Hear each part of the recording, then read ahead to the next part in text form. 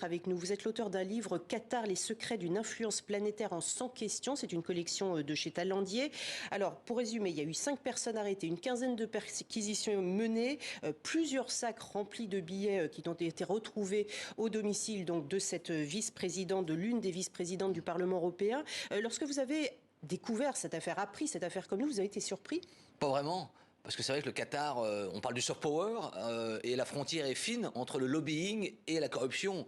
Et c'est vrai que, moi je parle dans le livre, hein, cette zone grise, la diplomatie de la Rolex, la diplomatie du carnet de chèques, c'est-à-dire que les Qatariens ont énormément d'argent, ils veulent exister, et donc parfois ils franchissent les lignes rouges. Alors sur le mondial, on n'a jamais trouvé la preuve ultime qu'il y avait une corruption, il y a beaucoup de soupçons, mais là, oui, avec mon collègue Mal Brunon, on avait publié Nos très chers émirs, on montrait que l'ambassade ici à Paris du Qatar dans les années 2010, c'était un peu le distributeur de billets de 500 €. Donc le Qatar, oui, achète de l'influence. Ils ont presque une devise, c'est achetez-les. Il suffit de mettre le prix. Et donc c'est vrai que cette histoire, si ça se confirme vraiment, hein, si c'est vraiment le Qatar, montre que le petit pays qui aujourd'hui est maître du monde a peut-être franchi une ligne rouge. On va en parler dans un instant, mais tout d'abord, vous évoquez le lobbying, la corruption. Effectivement, la frontière entre les deux est ténue. En même temps, ça a toujours existé dans les grandes compétitions sportives mondiales, que ce soit les Jeux Olympiques, que ça a été en Chine, en Russie. Il y a toujours eu ça. Alors, est-ce que c'est spécifique au Qatar? Non, c'est pas spécifique au Qatar. Je veux dire, même les Allemands ont été pris la main dans le sac pour le Mondial 2006. Mais avec le Qatar, j'allais dire, c'est presque, pas industriel, mais surtout tous azimuts. C'est-à-dire que là, effectivement, il y a une opération de lobbying, de corruption pour influencer les eurodéputés. C'est-à-dire que quand on vote des lois ou des résolutions contre le Qatar, on va payer. Mais on retrouve ça, moi j'explique dans le livre, dans la presse aussi, dans les think tanks. Ils ont des réseaux, c'est-à-dire qu'ils alimentent des réseaux. On se souvient aussi de Tariq Ramadan qui était payé 35 000 €. Voilà. Donc ils ont un écosystème qui leur permet d'être influents, de contrer une mauvaise image. C'est ça l'idée. Et justement, dans le contexte actuel, les propos d'Eva Kaili, la vice-présidente du Parlement européen, qui disait « Le Qatar est un chef de file en matière du droit du travail ».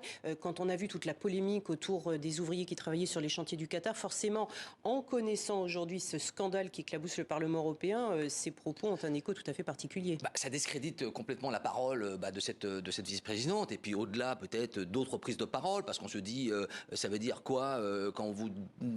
ça veut dire qu'il y a un soupçon, quoi. C'est un coup dur pour la démocratie, en fait. Ben oui, parce que ça veut dire qu'on est achetable, et les Qatariens nous connaissent mieux que nous les connaissons, ils connaissent nos faiblesses, moi je parle de la diplomatie de la Rolex dans mon livre. Il y a même des tarifs, hein, pour les super VIP, c'est des montres à 60 000 €, pour en dessous on tombe à 40 000, 20 000, et puis à la fin vous avez un stylo. Moi j'imagine que dans cette Coupe du Monde, beaucoup de VIP, de super VIP vont repartir avec leurs cadeaux, et c'est vrai qu'après, quand vous revenez en France ou dans le monde entier, c'est difficile de critiquer, et on va dire... C'est-à-dire qu'on ne peut rien attendre des Qataris, ou du coup on ne reçoit rien des Qataris si on n'accepte pas ces cadeaux en contrepartie? On peut refuser. Macron, alors je le dis dans le livre, a refusé en 2017, hein, quand il est venu signer un contrat Rafale. L'émir lui a envoyé des cadeaux, il les a refusés, il les a envoyés. Moi je cite dans le livre des personnalités françaises comme Vincent Peillon, comme Bruno Le Maire, un haut gradé de l'armée, qui ont refusé ces cadeaux. On n'est pas obligé d'accepter. Encore une fois, pour la corruption, c'est comme le tango, il faut être deux. Il y a celui qui donne et celui qui prend. À partir de là, où est-ce qu'on met l'éthique, la morale dans ces affaires? Là, apparemment, cette députée grecque était, j'allais dire, facilement achetable.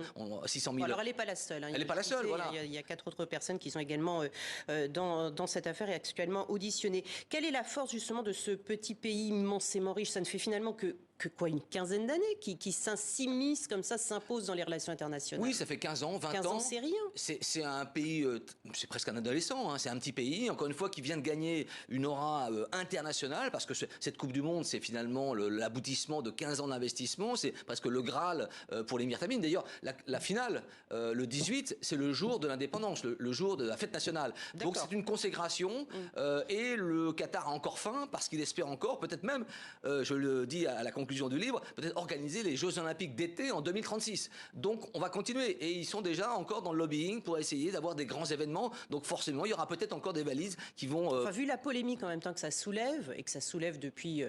de nombreuses années, depuis l'attribution de cette coupe au Qatar, mais depuis ces derniers mois, depuis qu'on commence à s'y intéresser pour la regarder, là on va peut-être être plus prudent quand même, avant de redonner à des pays du Golfe, mais Le Qatar en particulier, non? On pense à l'Arabie, mais je pense que là, le mondial a été très bien organisé. Il n'y a pas eu d'incident majeur.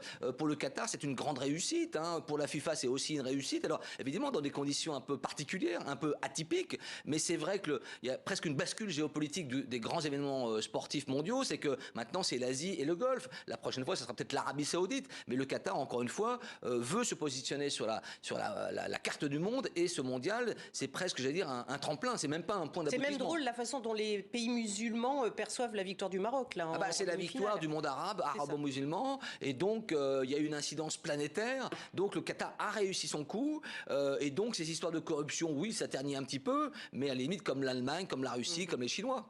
Et une enquête est menée pour l'instant, c'est de la corruption présumée. Rappelons-le.